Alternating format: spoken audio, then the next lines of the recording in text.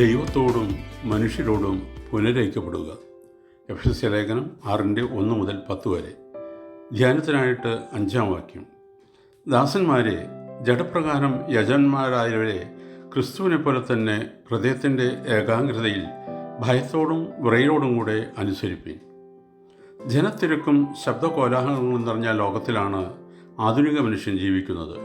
തിരിഞ്ഞു നിൽക്കുവാൻ നേരമില്ലാതെ മനുഷ്യർ ഓടുകയാണ്.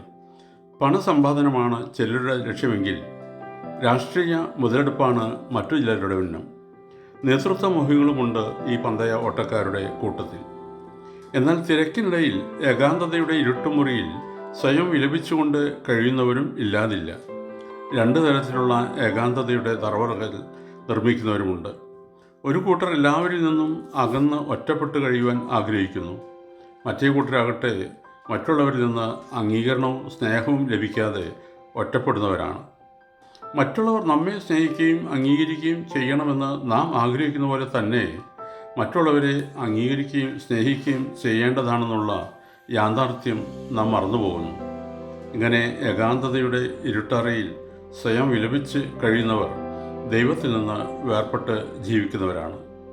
ദൈവത്തിൻ്റെ സ്നേഹത്തെയും കൂട്ടായ്മയെയും കുറിച്ച് സംശയിക്കുന്നവർ ഒറ്റയ്ക്ക് എവിടെയെങ്കിലും ഒതുങ്ങിക്കൂടിയിരുന്ന് കരയുകയും ജീവിതം എങ്ങനെയെങ്കിലും അവസാനിപ്പിച്ചിരുന്നുവെങ്കിൽ എന്ന് ചിന്തിക്കുകയും ചെയ്യാറുണ്ട്.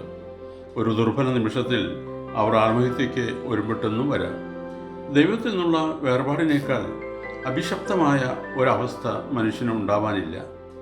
ദൈവത്തെ മറന്ന് ഭൗതികമായ ഉല്ലാസങ്ങളിൽ മുഴുകി ജീവിക്കുന്നവർ സമസൃഷ്ടികളുടെ വേദനകൾ പങ്കിടുവാനോ അവർക്ക് സ്നേഹവും കൂട്ടായ്മയും നൽകുവാനോ കൂട്ടാക്കാറില്ല. അങ്ങനെയുള്ളവരുടെ അന്ത്യം സങ്കടകരമായിരിക്കും. അവരെപ്പറ്റി പിന്നീട് ആരും ഓർക്കാറില്ല. ദൈവത്തിൽ നിന്ന് വേർപെട്ട് സ്വന്തം ഇച്ഛയുടെ ദുർബലമായ കമ്പിൽ പിടിക്കുന്നവരുടെ ദുർഗതിയാണ് മേൽപ്പറഞ്ഞ 2 തരം ആളുകളിലും നാം കാണുന്നത്. വേർപാടിൻ്റെ അവസ്ഥയാണ് പാപത്തിൻ്റെ അവസ്ഥ എന്ന് ടില്ലിക് എന്ന തത്വചിന്തകൻ പറഞ്ഞിട്ടുണ്ട്. ദൈവത്തിൽ നിന്നും സമസൃഷ്ടികളിൽ നിന്നും അകന്നുള്ള ജീവിതമാണ് പാപത്തിൻ്റെ ഭീകരമായ അവസ്ഥ. സെയിൻറ്റ് അഗസ്റ്റിൻ ഒരു പ്രാർത്ഥനയിൽ ഇപ്രകാരം പറയുന്നു: ദൈവമേ, അങ്ങേക്ക് വേണ്ടി ഞങ്ങളെ അങ്ങ് സൃഷ്ടിച്ചിരിക്കുന്നു. അങ്ങയെ കണ്ടെത്തുന്നതുവരെ ഞങ്ങളുടെ ഹൃദയം അസ്വസ്ഥമായിരിക്കുന്നു.